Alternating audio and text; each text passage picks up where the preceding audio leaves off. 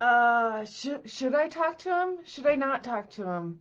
Um, if I do talk to him, what do I say?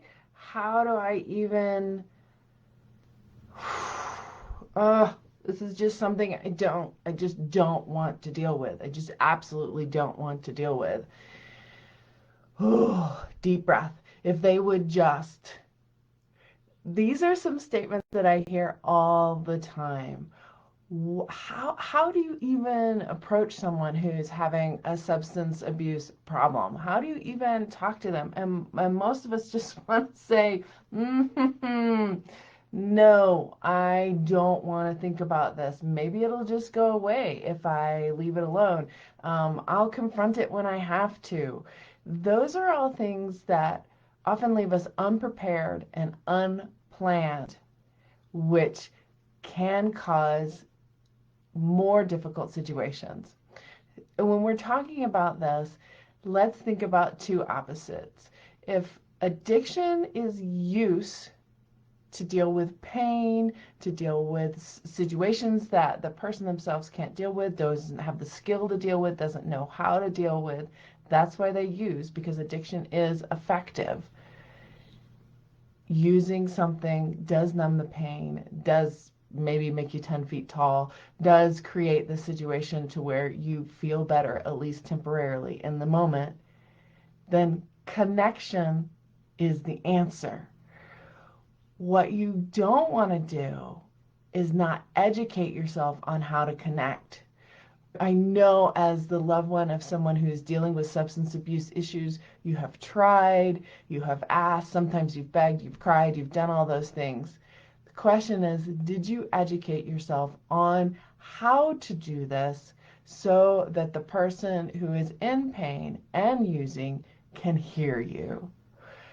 I'm Tanya. I work with people who love addicts, spouses, children, parents, and often this is women. Women are often the ones who take care of everyone. Sometimes it's men, but often it's women who take care of everyone. So if this is ringing true for you, that you have tried, let's talk about 5 ways that you can look at this differently. First, educate yourself on what's going on. Just get curious. When do they actually use? What is it they're actually using? Is there a why behind it? Can you just do observation and figure out some patterns? So looking at these patterns is really helpful. So that's the first thing. Educate yourself and look for patterns. The next is choose your timing. For most people who use substance, morning is a better time to talk to them.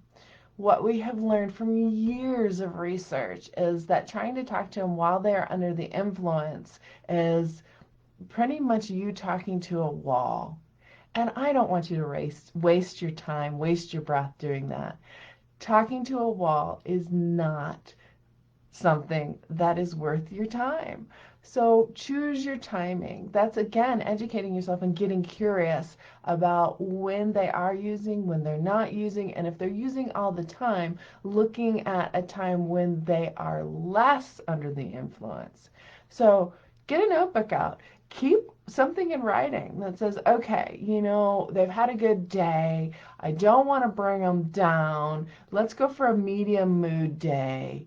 And that's an interesting concept. Bad mood, good mood, medium mood. We'll talk about that in a different video. The other thing is, if you come at them with, you should just stop doing this, you should just find a better way to handle yourself, look at other stress relievers, maybe you should just quit your job because it's so stressful. Any of those statements are judgmental and not compassionate. And man, I have been there. I've been on the receiving end and I've been on the giving end. That's something that if you can take that out of your language, it will really help. So compassion and non-judgment is the next step. How do you sit with them? How do you hear the pain? How do you hear the struggle? And just get curious about it. You don't need to solve it. You don't need to make it better. Just get curious about it. The next piece is to express in a single statement your concern. I'm concerned when, and it affects me like this. It is always an I statement and one single statement. So if you create a campaign around it, they're going to close that curtain, shut down, and move away from you. If you give one statement, let them ponder it and go on, that will be more likely to be heard. The fifth and final one is to offer support.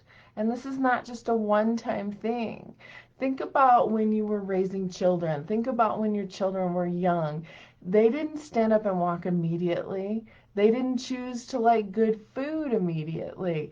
It takes, my understanding is it takes almost 30 tries for a child to try something new.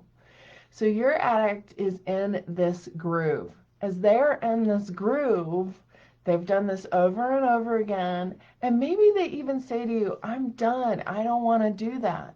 But the pain, the triggers, we were talking about the habit loops earlier, those come in and they are stuck. How do you offer them support?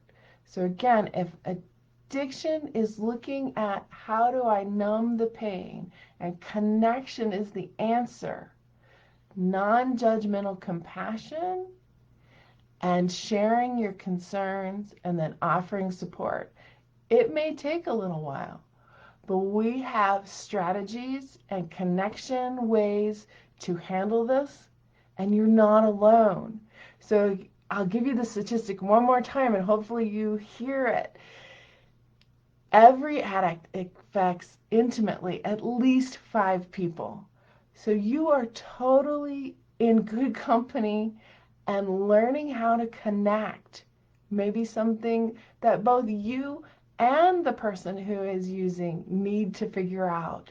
You need to figure it out. They need to figure it out. When are the connection times? How to be compassionate, how to share your concerns, and how to leave that if he would just, if she would just, if they would just, out of your language. If they could solve it another way, they would. They are struggling themselves. Thank you. And if you have methods that you have used to connect with your addict, we would love to hear that as well.